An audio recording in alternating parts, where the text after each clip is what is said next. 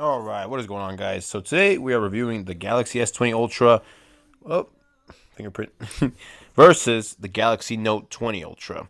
So both are basically made by the same, in the same time. However, the Note 20 Ultra is still the newest model, whereas the S22 Ultra, the S22 Ultra is the newest model. So this is the S20 Ultra we are reviewing.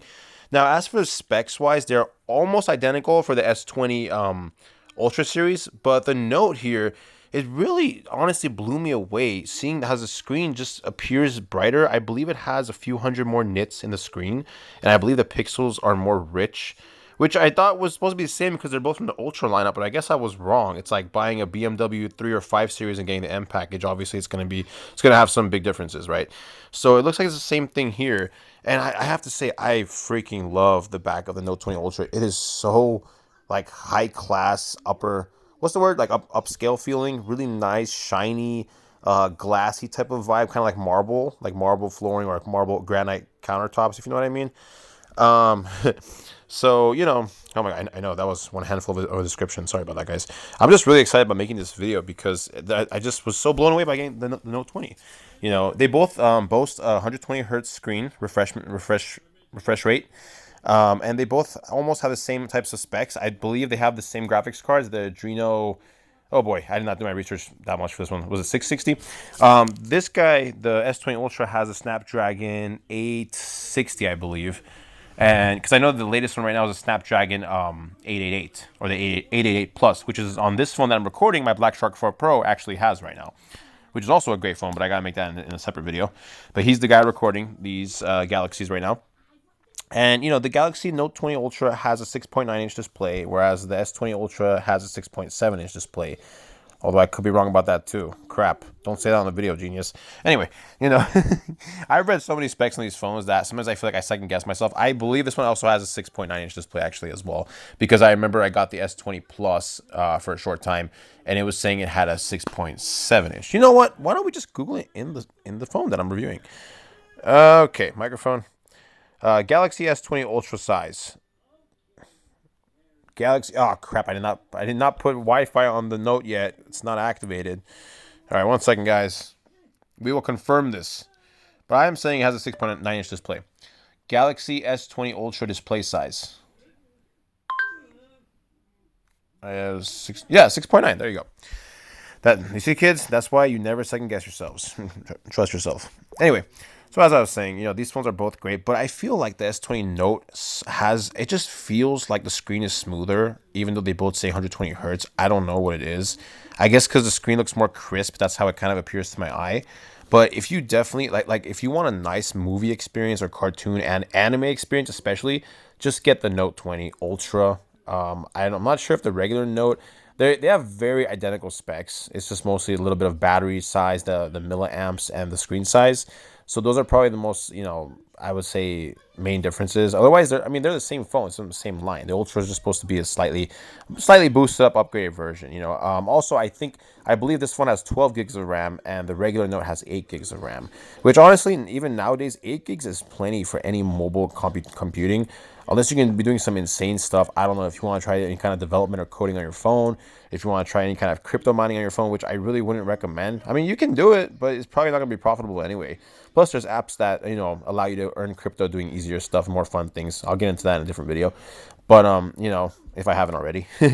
but as you guys can see, the Note just has a more rectangular look. Where I know my S20 is in the case still, but it's still kind of appears more round, especially around on the edges of the screen. So the Note 20 Ultra is just very giant rectangle candy bar looking, kind of like a Hershey's bar, But they both boast a very nice set of features. Roughly around 4,800 mAh for the batteries. I believe Galaxy S20 Ultra was about 4,500, and Note 20 was around 4,850. I could be off by just maybe 50, but I'm gonna go with that number because I believe that's what I saw on Google. So according to Google. But they are both great phones. Again, if you want a better viewing experience, I would highly suggest the Note 20 Ultra because it's just, look at that, man. It's like staring into like a granite like painting or something. It's just gorgeous. It's like a cave art painting or something. The color just looks much more beautiful. I don't know, maybe some settings are toggled, but still, any settings that I've played around with on the S20 Ultra have not given me this type of level of display. So, also the camera is just really nice. I mean, look at that, man. Look at that, guys. I don't even know how you can get any more crystal clear than that. I'm seriously blown away by this phone. And if you guys want to know something funny, I only paid about 300 for it. I paid about 300 for the Note 20 Ultra on eBay, but I paid about like 380 for this phone on OfferUp for the S20 Ultra. And I think sometimes this phone has yeah. See that? See, I gotta admit a little spot problem. I believe the phone was opened and they messed it up. I don't know what the hell these idiots did.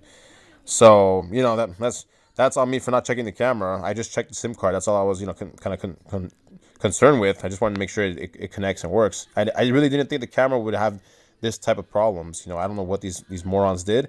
I do believe it was open because I feel like something's stuck in the lens, and on the sides of the phone it kind of feels loose, like they already pried it open. And when you close it, it's just never the same. It's like that Linkin Park song, when the paper's crumpled up, it can never be perfect again, from the top to the bottom.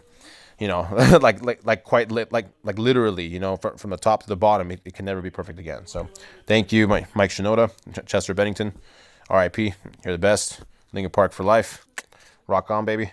But anyway, going back to the phones. They are both great phones for any practical daily use. I would say one pro that the S20 Ultra has on the Note is that the battery life is a little bit longer. I believe in the tests it lasted for roughly about 1 hour longer for the day than the Note 20 Ultra, and that's simply also because the what do you call it, the display is a little bit bigger. So naturally, it's going to drain more power. Also, the Galaxy Note 20 Ultra has an Exynos processor. I believe it's a 9000 series. I think it was a 9900 Exynos series. And whereas the Galaxy S20 Ultra is using a Snapdragon, what was it? I think it was 860, 868.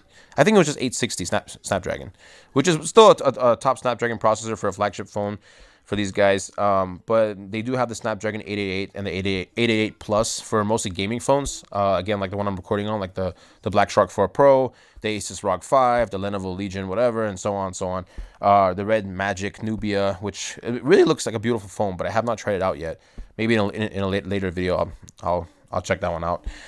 But for what they are worth, I think they're both exceptionally really well balanced phones. Battery life is incredible, especially if you use power saver mode. Wow, it's really incredible, guys. And the great thing is that these prices are dropping more and more because they always are making new phones, S22, S23.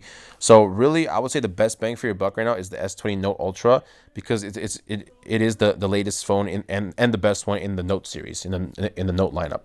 So you're getting a lot of bang for your buck there. So other than that, they both serve pretty much the same exact purposes, with a little bit of minor tweaks and differences in their in their hardware. But besides that, they are both really great phones.